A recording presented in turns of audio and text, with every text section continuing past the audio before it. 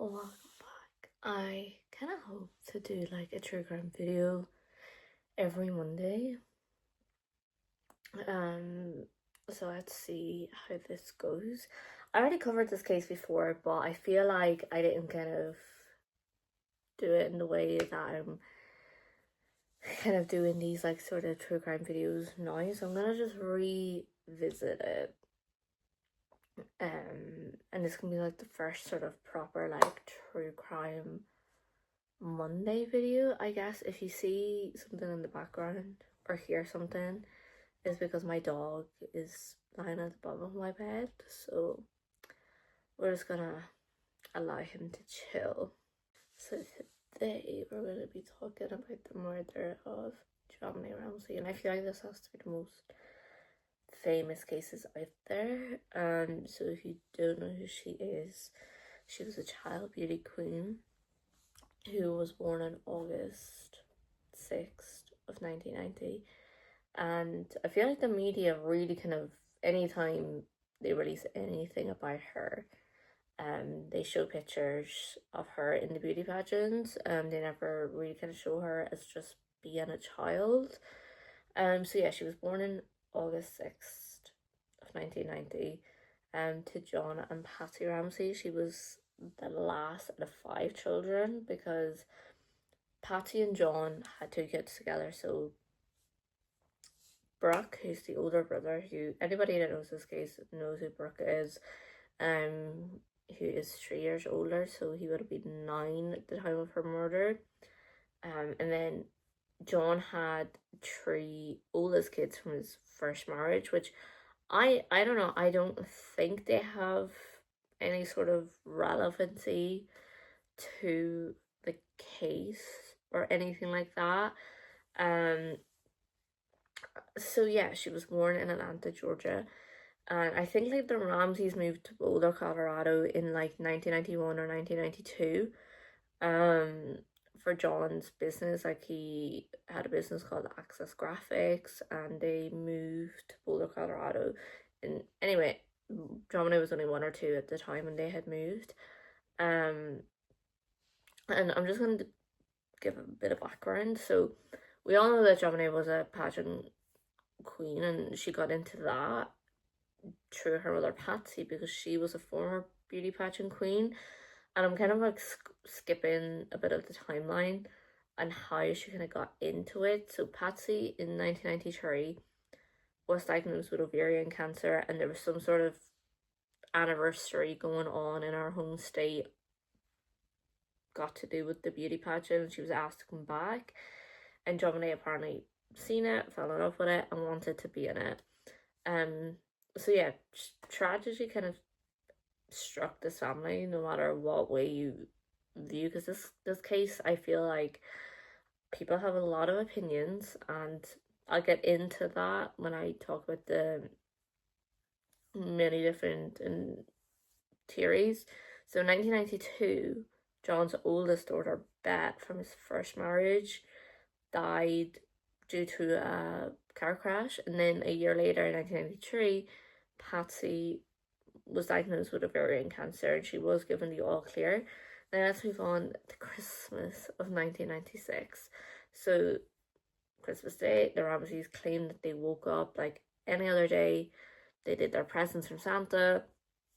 They got ready for the day, and they went to the White House, which I believe were at the time a good sort of family friends to the Ramseys, and they spent the day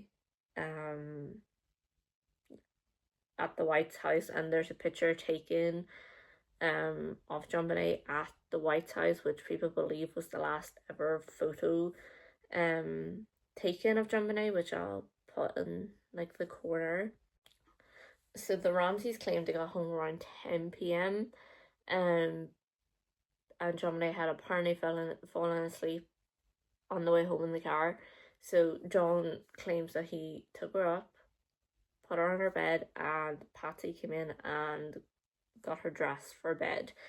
Now, 26th of December, the Ramseys were going to Atlanta to spend the rest of the holidays with John's older kids before they went on, like, I believe, I don't know if this is 100% confirmed, before they were going on a Disney cruise for Patsy's 40th, and it was going to be Brooke's 10th birthday, I believe. So the next day they were getting up pretty early. Now, December 26th, Patsy was the first one to wake up, and she got up, she got ready for the day, and the Ramsey's house, like I should probably maybe in case no one is familiar, the Ramsey's house is a 3-story house. So there's like the main floor, the second floor is where JonBenet and Brooke slept, and then the third floor was an attic which the Ramseys changed into the master bedroom. And then obviously, because I feel like most American homes have a basement, the Ramseys had a basement. So Patsy got up, like I said, got dressed, got ready for the day, and she came down the spiral staircase, which was now on the second floor. So she was on the floor of Brooke and JonBenet's bedroom, and she noticed a 2.5, nearly 3-page long ransom letter. Like they say, like this is has to be one of the longest and weirdest ransom notes in the history of ransom notes. And it pretty much stated in the ransom note that JonBenet was kidnapped and they wanted $118,000 in return for her safety. And in the ransom note, it pretty much said that if they alerted any police or any authorities, she would pretty much unfortunately be dead. And people believe that the $118,000 is a very weird request,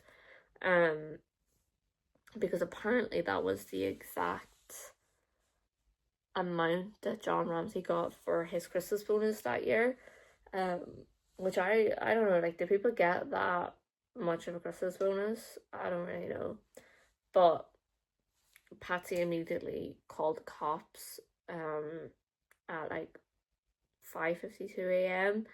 to alert that her daughter was missing, because Patsy did say that she kind of read over it briefly and went back up to John to be read this, ran back down and checked on JonBenet, and she was of course missing. I don't actually know if they checked on Brooke, but yeah, police came within minutes after the 911 call was placed. And anyone that knows this case will know that the Boulder police did not do very good at collecting any sort of evidence or maintaining the crime scene of the Ramsey's home, because people were over, because the Ramseys had called people to be to see if JonBenet was there or to help, and they pretty much let people walk in and out of the house. They let people walk throughout the house. They didn't be okay, everybody into the living room and do not leave it. So they definitely, I feel messed up. And Detective Linda Arndt, who I think was the main sort of detective at the house that day, told John to take someone with him and to search the whole house in depth and see was there anything out of place. And he did. Apparently he went down to the basement first, and that's where JonBenet was found, in the wine cellar within the basement, and she was found with a blanket on her, I believe. Yeah, I think so. With duct tape on her mouth, a garrote embelled in her neck, and her hands were tied up past her head. And John took the duct tape off her mouth to try and see if she was alive or try to get her back alive, and then he carried her up the stairs. And I believe everyone was frantic at this point. Now, he placed her in the living room, I believe, at first, but then the police moved her to underneath the Christmas tree and placed a blanket over her, which, I mean, anyone that knows this case knows that the police did many things wrong. Obviously I mentioned the first thing, they also let the Ramseys pass around the ransom note Um, which is like, okay, because apparently fingerprints don't go on these things. I'm only like gracing over like the story. If you think like, oh, I'm not going into any much evidence, I will when I finish giving everything. Um, so Johnny was found roughly after 1 p.m. in the day, so about maybe what 6-7 hours after the first initial 911 call was made, and the police arrived. Um, so yeah, there there was a lot to kind of deal with. You know, at first we obviously thought that there was a kidnapping, um, due to the random note, and now we unfortunately have a dead child. So it's gone from a kidnapping case to like a murder investigation. And I believe, like I read somewhere, that the Boulder Police Department didn't really have much sort of experience with dealing with murder cases. Like they didn't really kind of experience that really in Boulder during this time. Um so we're gonna now move on to like the investigation and the evidence. If I forget anything, I'll go back. But they did like collect DNA samples from both Brooke, Patsy, and John. Um, because there was believed to of DNA was found underneath JonBenet's fingernails and in her underwear. And the DNA from the Ramseys did not match the DNA profile that was found on JonBenet. So I don't know how you wanna like explain that. But I guess in the sense of DNA wise, they were kind of, I don't want to say 100% clear. Um, but from the very beginning, the police definitely were like, the family had something to do with it, just because she was found in the house. And also they had like in the kitchen there was a bowl of pineapple, like on the kitchen counter, that apparently was a really kind of favorite like snack for both Brooke and JonBenet. And in JonBenet's autopsy, pineapple was found in her system, and the bowl had both Brooke and Patty's fingerprints on. And people believe that the reason why JonBenet's fingerprints aren't on it is because she just picked one out and like her fingers never physically touched the bowl. And that the whole scenario kind of goes into a theory of what people believe happened, but I'll talk about that all at the end. But just remember this. And the Ramseys clean like the Ramseys like stated like she did not have pineapple. She did not have pineapple at the White House. By the time they had gone home, she was asleep. Um, so they can't explain why there was pineapple in her system, because it was a bit weird. Because Brooke, so like the night before, obviously JonBenet apparently fell asleep on the way home, so she was just brought up straight to bed. Where Brooke, according to the Ramseys, was still awake, because he had received like a train set from Santa that year, and he was determined to um set it up. And John had said that he stayed up to like set it up with him, just to like get it done and he can get Brooke to bed. So from the Ramsey's account, JonBenet was obviously, like I said, already asleep. Patsy had pretty much went to bed after she put JonBenet to bed, and Brooke and John were the only ones, according to them, still awake at this time. There was also a flashlight found on like I believe the same counter in the kitchen, which police believe that JonBenet was hit over the head with it, because if you read the autopsy report, She was strangled, and she was also hit over the head with a blunt object. Now, Brooke, during this time when, they first thought that they were dealing with a kidnapping and then obviously found JonBenet, he was apparently at the White House. And he was brought in for questioning because the reason why people at the beginning kind of thought that the Ramsey had something got to do with it was because we know that the ransom note was written within the house, because the paper that the ransom note was written on was paper used in the Ramsey house, particularly Patsy's notebook. And there was even a practice note found in the house. And not just that, but people believe when Patsy called 911, they believe that at the end, when she thought she hung up, they heard a third voice. Now, the three people would have obviously been Patsy, John, and Brooke. Because at this point, we believe that JonBenet is kidnapped.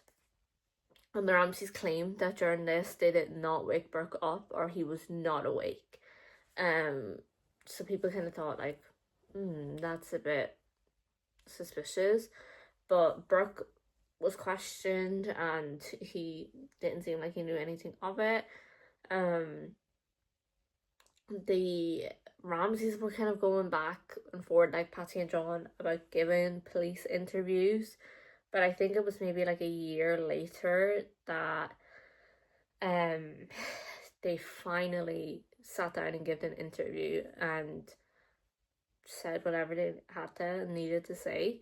And also they did a test, like a writing test, like a writing analysis of the ransom note for both John and Patsy's handwriting, and John was completely cleared, where Patsy came back inconclusive, so they couldn't determine if she did in fact write the ransom note or she didn't write the ransom note.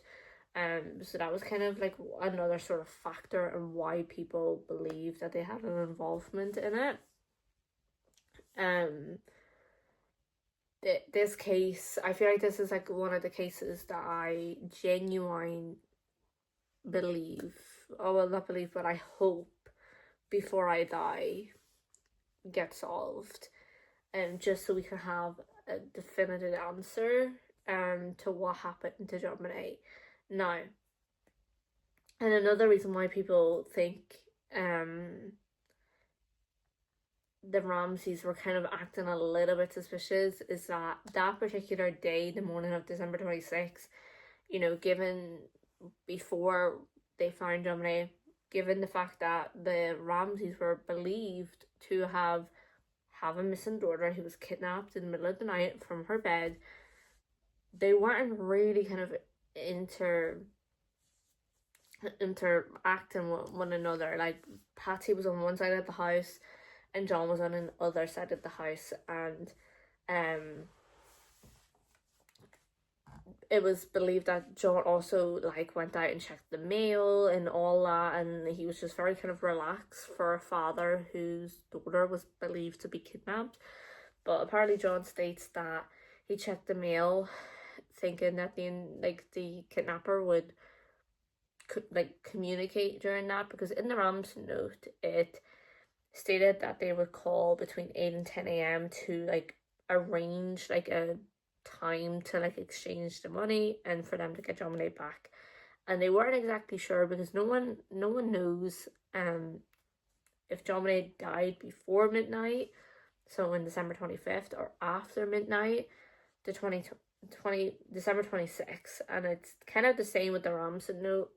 No one truly knows when it was written, like that. If it was written on the 25th, then the 8 and 10 a.m. would have been on the 26th, or if it was written on the 26th, then the 8 and 10 a.m. call would have been on December 27th. But police did hook up like one of them machines to like the phones that they can listen and trace, and nobody ever called about it. But they went around the neighbors and was like, did you hear anything? Did you see anything? And one of the neighbors, because they lived on like a street of houses, one of the neighbors stated that they were up around 2 a.m. for whatever reason, and where their house is, like, and whatever room they were in, it was probably their front room, they can see directly into like the Ramseys. I'm sorry. They can see directly into the Ramseys kitchen, and they could hear, like, they could see a light on at 2 a.m. roughly, and then they could also hear someone screaming from that same direction. And I don't know, like, if you heard someone screaming at like 2 a.m., would you call the police? I mean, I don't know. I mean, like, I guess, like, it's better to call the police and for nothing to happen than potentially for them to come out and help someone. But I believe the neighbor never stated if it was like an adult screaming or a child screaming, because I feel like you can tell the difference between an adult scream and a child scream. But that was kind of the only sort of notable thing that I could find when police had asked the neighbors if they had heard or seen anything on that particular night. Now, it's been like nearly 30 years and there's still not a definitive sort of answer. Patsy did pass in 2006 because her ovarian cancer came back, but there was this like man in like early 2006, because Patsy passed in like summer of 2006, who came out and stated that he killed JonBenet. And he apparently, there was kind of no reason. He apparently just said it was an accident, that he loved her, that he never meant to kill her, and he wanted to talk to Patsy to apologize for killing her daughter. And they did set up, like, because they gave this man who was called John Marcar Patsy's home phone number, and they set up like that recording machine that they could record the phone call, but he never rang. And he didn't kill JonBenet. He wasn't, like, his DNA did not match. He wasn't even in Boulder, Colorado at the time when it happened. I feel like the only reason why they kind of took it seriously was because he was known to have inappropriate content of children. So use your imagination for that. And then because Netflix recently, maybe in the last couple of months, released a documentary on JonBenet, and apparently John Marcar was like, it, like, because they had a house in Atlanta, Georgia, he was in the garage of that house a couple of months prior to her murder. So that was kind of a bit weird if we obviously believe that as absolute fact. And then in 2008, the Ramseys, so 2 years after Patsy has passed, have been completely exonerated as suspects, because they were, I don't know if they were ever deemed as official suspects. I believe that they were just under the umbrella of suspects. But in 2008, they were completely cleared as suspects, and I feel like I think it's still like that they're now not deemed as suspects, but obviously the public still deems them as suspects, but in the eyes of law enforcement, they aren't, I believe. So let's kind of get into like the theories, because I feel like the theories,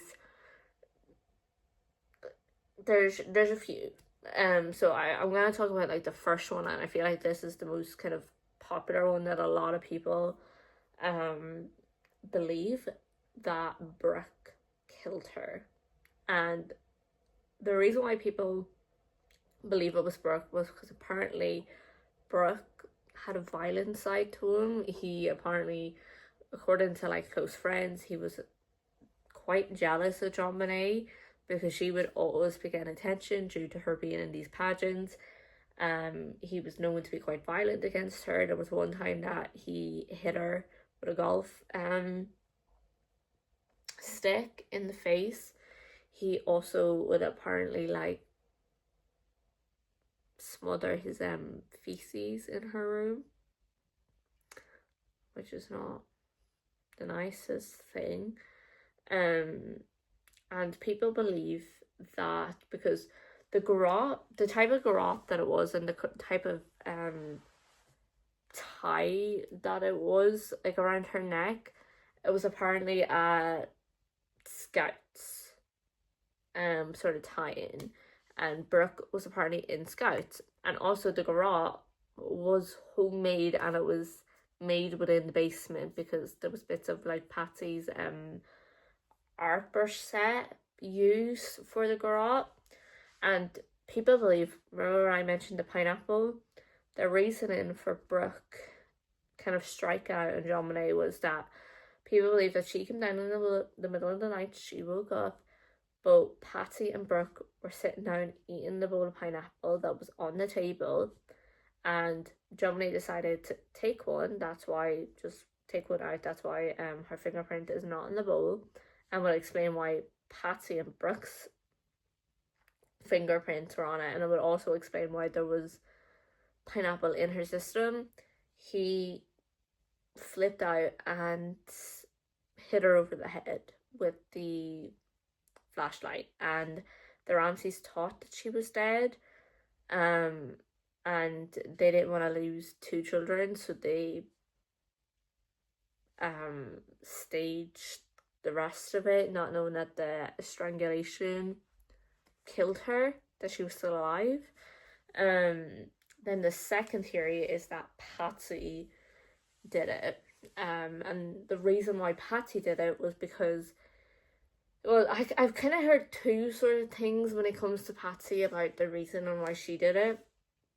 Was that apparently JonBenet had a bedwetting problem, and that night she woke up again, wet the bed, and Patsy got really, really mad. And in JonBenet's bedroom, she also has a bathroom.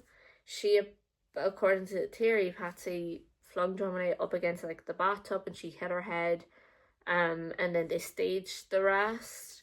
And then the second, which kind of leads into the theory about John that I've heard, Patsy walked in on John S.A.N.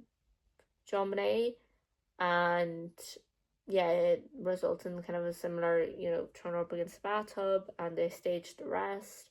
And then that goes into John's theory that because the reason why people believe that she was sexually assaulted was because apparently the garrote was also used to be inserted in her, so that's why people believe that she was sexually abused. And John was sexually abusing JonBenet, and JonBenet was like, I'm going to tell everybody, and to kind of keep her quiet, he killed her. And then there's the intruder theory, which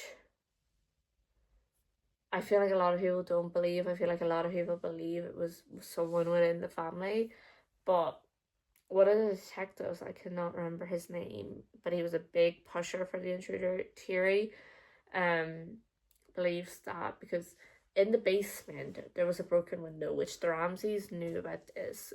John had said that like many months ago he came home early and there was nobody in the house, and he forgot his keys, and he broke the window to get in and just forgot to get it fixed. And so like they believe that like the intruder could have came in that window, because there was kind of like apparently a smudge at the like just beneath the window, as if like say if you had like dirt in your shoe and it rubbed off the wall when you were kind of jumping down from the window. because the Ramsey's house was kind of located like right beside an alleyway, so this intruder could come and go quite easily without being seen. And there was a suitcase in the basement that was kind of sitting up, potentially used as a step. And then on the outside of the Ramsey's home, where the window was to get into the basement, there was a footprint of a high-tech boot that apparently nobody in the Ramsey household belonged. Like none of them owned this particular high-tech boot, or whatever. And I think it was Lou Smith, the detective's name.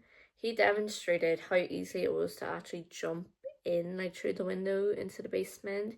And he also, because the police believe that she was dead for the strangulation, which Lou Smith doesn't believe that, because he believes that where like the garrote was embelled in JonBenet's neck, there was like finger marks like above it, indicating that potentially JonBenet was trying to like loosen it around her neck, which would explain like the kind of cuts from like her nails. And the person hit her over the head to kind of knock her out, and potentially that was what killed her. There was kind of a few potential suspects. There was one guy, I can't remember his name, that did have similar high-tech boots, that had a bit of a weird obsession with JonBenet, but he did take his own life before the police could investigate anything, so we don't actually know. And like over the years there have been a few kind of people, but they've all been cleared or died in mysterious ways. But I really hope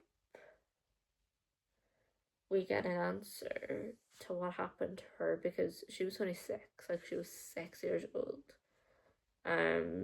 Like she should be like in her, like 35, 36 right now. I can't find any updates on Brooke. I think he's living like a quiet life. I believe he did sue like a media company, like a magazine company or tabloid, for millions of dollars, for I believe misinformation. John has remarried. There wasn't really a lot of information about John's 3 older kids, but there wasn't really much information about them during the time of the investigation. I know the oldest son, John Andrews, is very active on Twitter about finding the killer of JonBenet, and the the other daughter, Melinda. So obviously I had said earlier that Bette was killed in a car crash when JonBenet was only 2, but Melinda had stated, in the whole allegations of John sexually abusing JonBenet, that Melinda came out, and I believe she stated that he would never do such a thing, like he never laid a hand on any one of them. But I do believe that the Boulder Police Department really kind of played a big part in why this case still remains unsolved, just due to the lack of preserving evidence, preserving the crime scene. And yeah, it'd be kind of interesting to see, like, will it ever get solved? Because next year, 2026, will be the 30th anniversary of her murder. And in this case, like, I really don't know what to think. So let me know what you think, or if there's another theory that I haven't mentioned. Let me know. We can have, because like I feel like with this case, like I love having discussions about it, because there's so much, and there was even stuff that I didn't mention because I didn't want this video to be so long. I love having discussions about this case because there's so much to dive into.